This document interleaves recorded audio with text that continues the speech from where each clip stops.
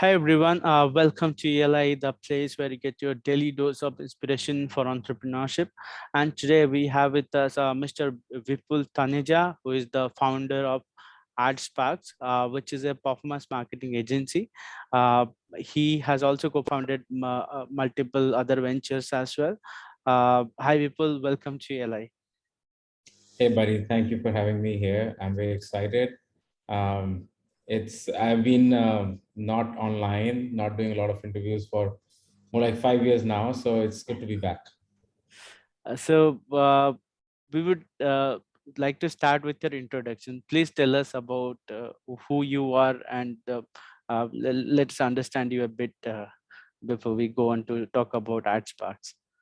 Sure. So my career started back in my college days, like in 2010, and I was pursuing electrical engineering. But Uh, this whole thing about online and what computers is going on, it was really exciting. I met a couple of my friends in college. They were doing blogging back in the days. okay. And I thought, hey, this is a cool idea. Why not start with that? And how can I do it? And I started reading about it, learning from my friends and all that. And 2009, late, I started my first blog. I had some good success, but I had a lot of failures. Okay. They taught me many things.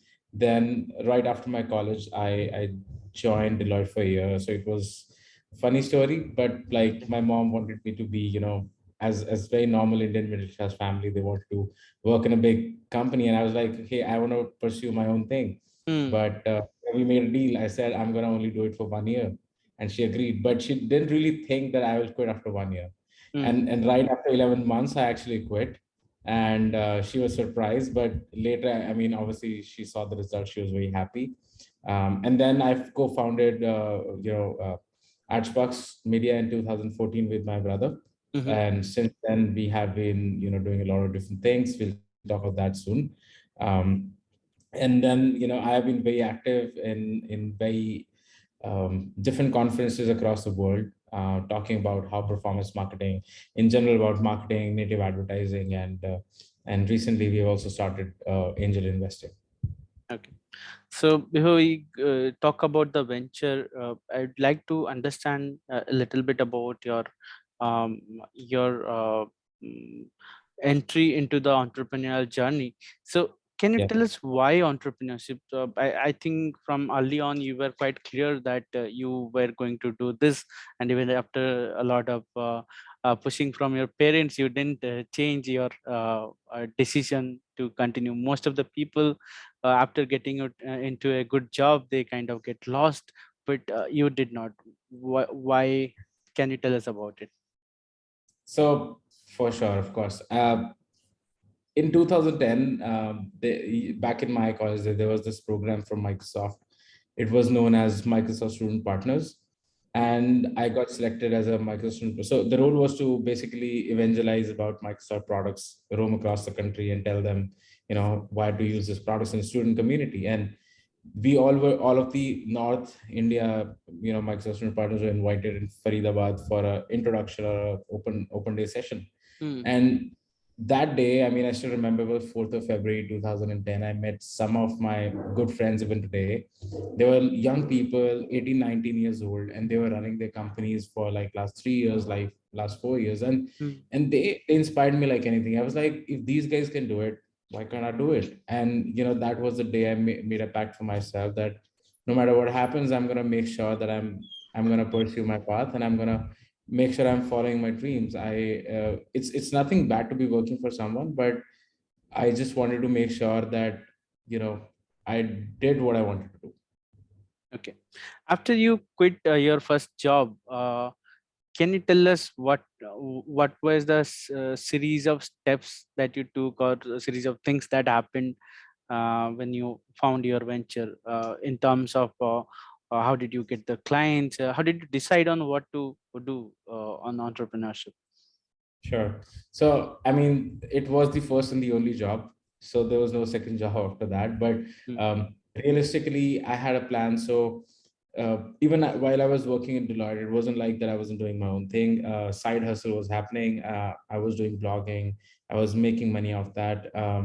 There's a funny incident. I'm sure everybody here knows about Google AdSense if mm, you're in the fraternity. So similar like other people, I started blogging, but I hit with multiple roadblocks where my Google ad accounts got banned. Mm, And back in the days, I didn't understand what was the reason. They said it's a policy thing and everything. And multiple times it happened that my funds were blocked. And I was like, hey, I cannot, do this business. This is too dependent on Google. Like Google is gonna give me traffic, and Google mm, is also paying me. So it's too dependent on Google.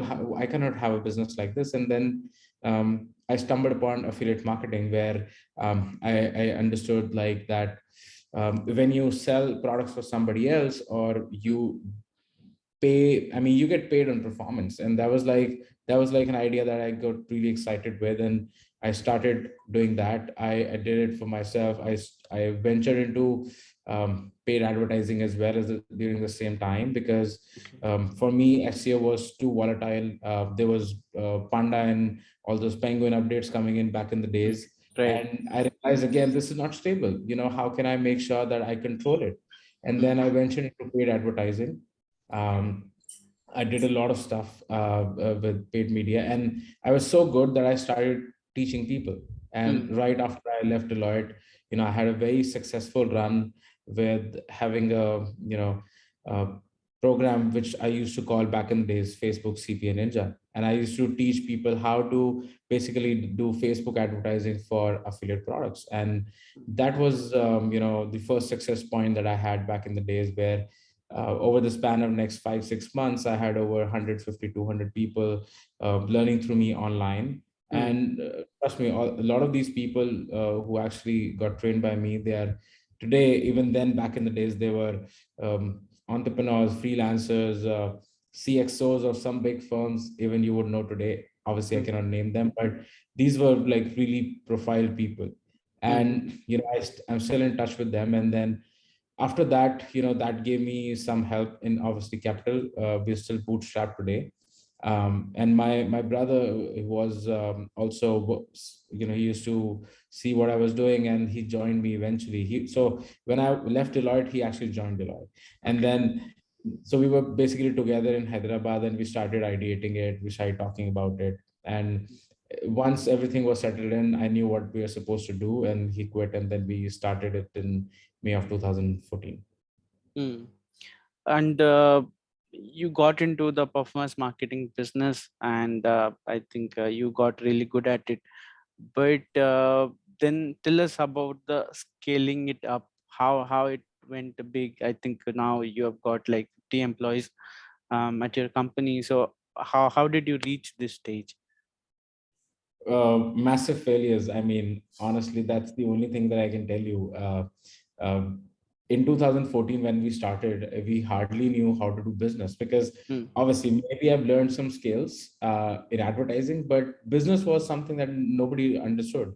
And there were so many things that we had to learn in that journey. So my father, who has been a really good support for me, he was a banker in SBI. He knew mm, all the paperwork and how does it work. And so he helped me out understand all those aesthetics of business, the paperwork, the taxation, which I had no clue about. mhm, So uh, we started like doing. There was one thing that was clear for us from day one, that we will not be India focused. Um, uh, and that is how it started. We started running campaigns in Europe. We started running campaigns in US, mm, different verticals, e-commerce, dating. So back in the days, we also ran, affiliate campaigns for Shadi.com. Obviously, not very crazy scale. We were just starting, but we did some numbers, and mm, there was so much learning that we got from there. And we eventually decided to travel to Las Vegas. So there is this summit which happens in Las Vegas, called the Affiliate Summit. mm, Happens every year. So me, Nipun, my co-founder, and some of our friends, we decided to travel to Las Vegas and understand what is this whole industry about. I mean, we keep doing it online. We've never met the people that we're working with. So why not go and explore? So going to Vegas was a turning point. So within the first year of us starting the company, we traveled to Vegas. That was January of 2015. Um, that was the turning point, or you can say the one of the moments where we started learning more about the space, what we saw virtually. We met the people in real. We partied with them. We understood what is the culture in US, how people think, why it works like this. So there were so many learnings there back in the days. And mm, since then, we had many ups and downs. It's been a roller coaster ride. We went like we hit our best days, and then 2 months later, we just saw that all our payments are being held because of some shitty reason that these clients would tell us. And mm, so in US, as you're aware, the Q4 is a big season. right. And all these sales happen, and we did really good numbers. We invested so much money, and we just realized that they're not going to pay us. So a lot of failures, a lot of ups and downs. But yes, I'm proud that now we have like almost 70 plus, doing amazing numbers. I want to talk about more about what COVID did for us. Okay. One big aspect of running a service-based venture is acquiring client and retaining them. So can you tell us how do you go about finding new clients, and how do you make sure that they stay with you? Yeah, this is going to be really interesting for you to understand that we never pitched any clients. So in last 8 years of our inception of a company, we don't even have a pitch deck. Mm-hmm. So it's very unlikely for any marketing firm or a marketing agency to not have a pitch deck, not going into, not knocking doors and meeting all these CEOs of the companies and pitching about your services. Since our business is very performance oriented, and it's very straightforward model. Hey, so if you are happy, if you're able to pay me, let's say $100 per sale, and I can drive sales within $100 using my own capital and my own investments and my skills with advertising, there's nothing like it. It's a win-win structure for both of us. And in this scenario, what we also do is we do not pick every client. Mm-hmm. We we are at the end where we are actually most of the times picking who are these clients we are more comfortable working with, Mm-hmm. which industry. Let's say for example, BFSI is one of our strongest verticals right now, and in US and UK. And we pick clients that we want to be working with. So we actually talk to them and we have a conversation. Hey, what is it that you can pay for a lead or a sale? And let's say some client says I can pay you $10, and then we go back internally, talk about it. Can we really drive leads within $10, or let's say $7, $8, and have some margins for it? Mm-hmm. And that's how we do it. And we believe in our skills. Our team is very uniquely qualified for, you know,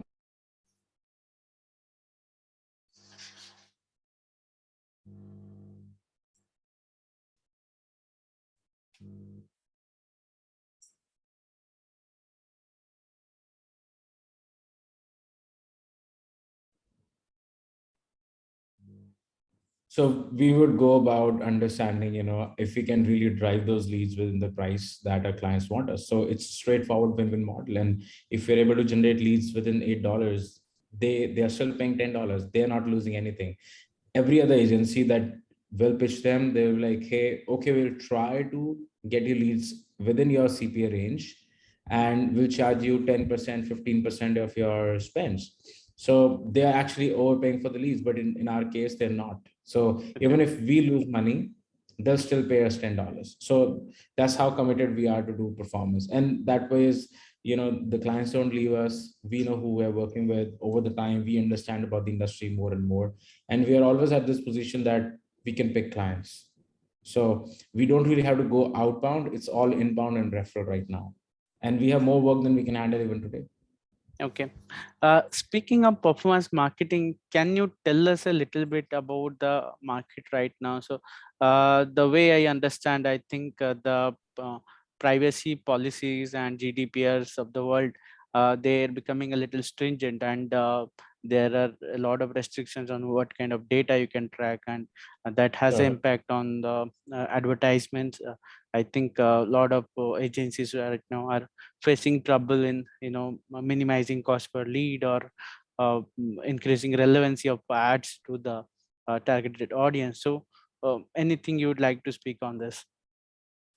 I completely agree. Things have not been the same. Obviously, last few years there were so many changes in privacy. Even if you See what happened with Facebook, Google, all these companies in the US, Apple changing its privacy policy for its mobile phones, and GDPR happening in Europe. So it's been a tough ride, but it's been there forever. It's not like this was the first time this happened. Like if you think about it, back in the days when Google changes updates or mm, changes the algorithm on how it's going to rank sites, so mm, it's pretty much the same thing. So the real idea is to basically evolve with time. This whole industry, I think, has never been in a better spot. Whatever we are doing today, or seeing the numbers, the growth, the aspirations, it's crazy. If you think from a different perspective, that when COVID happened, most of these businesses who have never been online are coming online now. So mm, from that perspective, when I see it, I say this has we have never been in a better spot. So even after all these issues that are happening, and with all the compliances that are increasing, things are getting tougher, but it is still one of the best times for this industry, where everybody wants to jump online. Everybody is in a position that they don't want to miss the ride, and they're just trying to have something online. And we believe that GDPR has changed things in Europe, but it's not about how much or what data you collect, but it is how you use the data.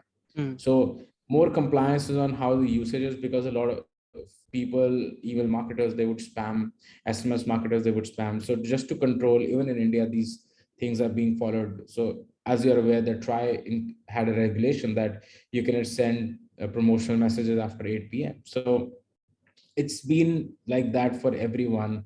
It's going to change. More privacy should happen, will happen, and it's the marketer's job to evolve. right. Many of our listeners are budding entrepreneurs, and one big challenge for all of them is to oh, there is a puzzle around how to generate leads for their business, how do they onboard first few customers or users to their platform. So from a performance marketer's lenses, can you give some quick new tricks that they can deploy it on their demand gen funnel? Sure. So, I mean, if you ask me, realistically, I would only have one trick for them, and that's skill building. This whole industry is so cutthroat. There's so many agencies in India. You have heard big names, Mm, Dentsu, this and that, Group M. They would work with lower margins because there's a volume play. So if you want to survive, and if you want to offer your services to somebody, you have to build a niche for yourself. You have to have one skill that is better than anybody else's skill. So the way we started, we say, okay, we only do paid advertising. We don't do SEO. We don't do social media.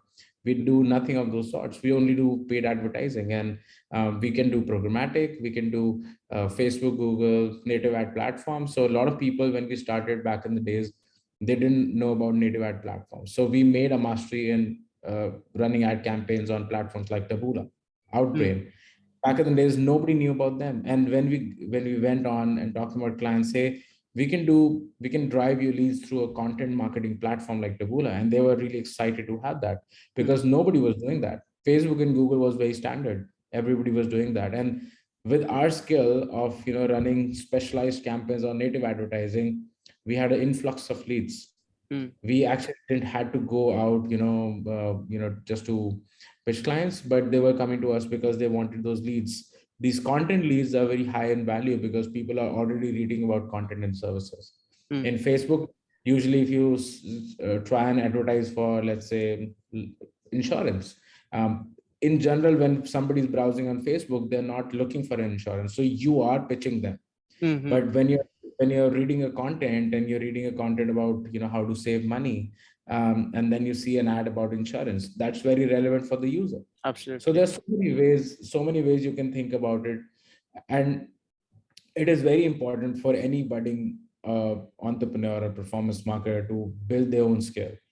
There's this industry, I mean, you will have your first few clients, low tier clients, with your selling skills. So you can convince some people, hey, I can do this for 5 lakh rupees, whereas that service would be 50,000 rupees. That would happen for you few times, but that is something you cannot scale. That is something is not sustainable. So either you have to be really really good at selling and extremely connected, or you have to have at least one skill to counter back, Mm, that I do this and this is the best I do, nobody can do it better than me. uh, I think you mentioned about your some of your clients not paying back. So that is one of the challenges. So every business has challenges. Can you tell us what are the biggest challenges that you have faced while building and growing your venture? My biggest challenge is basically training my team, because I, being a performance marketer myself, I actually have trained each and every member of my team myself. Hmm. And since most of our business, most of our clients are based out US, UK, Canada, and Europe, Australia, but the bigger challenge is for my media buyers and my team to understand the culture there. Okay. It's impossible sometimes for them to understand why it works like this, because they've never been to US, they've never been to Mm, UK. They don't understand why things are like this. If I had to ask you to, run ads in India, it would be very easy because you live here, you understand the culture, mm, you understand people. But with that cultural difference that we have, it gets extremely, extremely difficult for them to mm. sometimes train and be okay about it. And the other aspect of it, we Indians, we used to convert dollars to INR every Right. single day. Everybody would do that, right? So when you run ads, I mean, if I am running ads, I'm like, okay, we are just spending $5,000 a day, and for them, they're spending 4 lakh rupees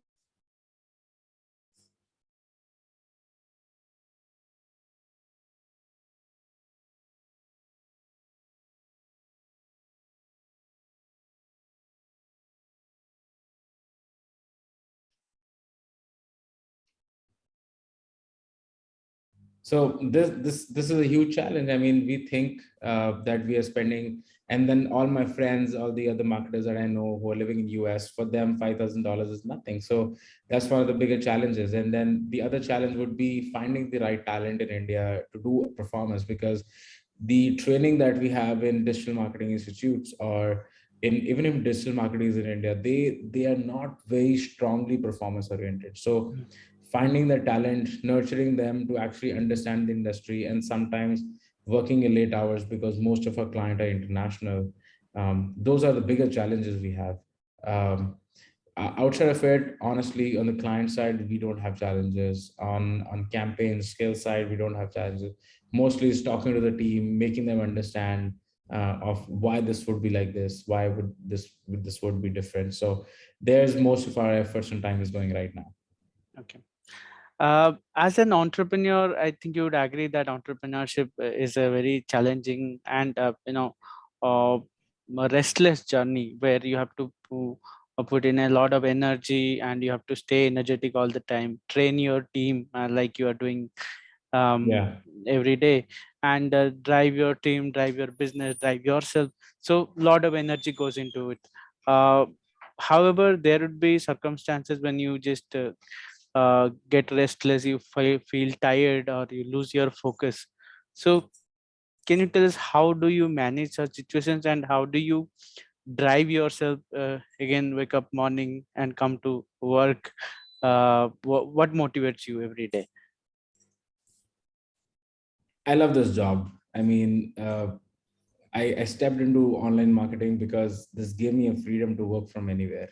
And I think the strongest reason that I'm still continuing is I have the luxury of traveling the world and still doing it. So, yes, you're right. It gets exhaustive. We get tired. A lot of times there's situations that you just don't want to work, but and then you still have to. And I understand that. Even if you think about it, I still sleep 5 in the morning, and I've been doing that for the last 10 years. Mm, I my sleeping cycle is all American now. I mean, I'm not into Indian time zone anymore. So for most of the people, it is difficult. It is challenging, and they ask me question, people, how do you do this? Like, how do you still manage to sleep at 5, 6, 7 in the morning and get to the office next day? But this is how it is because I'm so passionate about what I'm doing. It makes up for it. And the second aspect, the moment we get drained out, mm, most of the times I would travel. So I would take a break. There are so many conferences happening in our industry across the world. So mm, in Dubai, US, Thailand, Europe. So we would travel to all these shows, meet new people, understand from them, how the industry is moving, what's going on, and then with that, take some break and work from there. And that is the best thing, that we have to offer. Even this year, I actually took 15 of my team members to Dubai just to travel with me. Okay. So they had fun with me in Dubai, and we were working from there for a few days. So Mm, that's crazy, right? So I mean, that is one of the strongest things that we have in our company. We build this culture where our employees are being rewarded for the efforts they are putting in for us. And they don't feel it like that this is a job. They feel it like they're working at themselves. It's a home for them. mm, Most of them, they don't want to take breaks. They avoid holidays. The days the office is closed, they're not very happy. So we have been able to build that culture. So we have been very proud of that fact. mm, So even after, it gets so exhaustive, but we still have fun together. We go out with team members, spend some time, quality time, not talking about work, having fun, traveling, uh, having events, office activities, and this and that. Make sure that everybody's healthy. If somebody's getting too exhaustive, if they want a leave, a work from home, go ahead. We do that, no problem. Most of the times, we don't ask questions until unless it is a specific case, but we go ahead and give them that freedom. Hey, if you're not able to come today, and you have to go to somebody else's wedding and you want to work from there, we appreciate that you still want to work, and we give them that option. mm. Okay. Uh, my final question for you. Tell us about the lessons that you have learned as an entrepreneur, which we can take away and apply to our ventures. So, the first and the foremost that I would say to any budding entrepreneur is embrace failures. Most of the entrepreneurs, they're very, very scared about, what happens when they fail. They think that, this is the end of the journey, but I think it all starts there.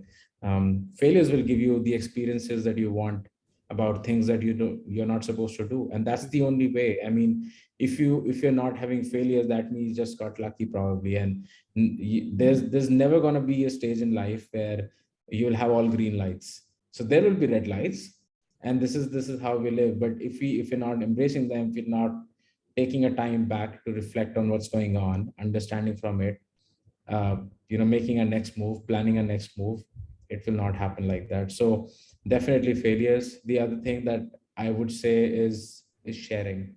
um, a lot of people in India, I still believe they don't share enough. They feel it is too competitive, and they don't want to share information because they feel somebody else will take away the information. But I have recently, come to a conclusion that there's nothing that is proprietary anymore. It's everything is available on the web.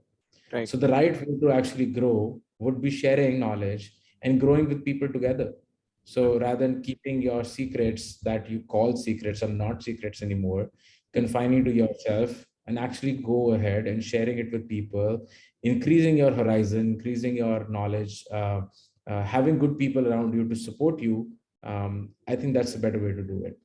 And it's easier because if you get stuck somewhere, there are people to support you then. So sharing failures, and then final thing would be, you know don't treat your employees as employees.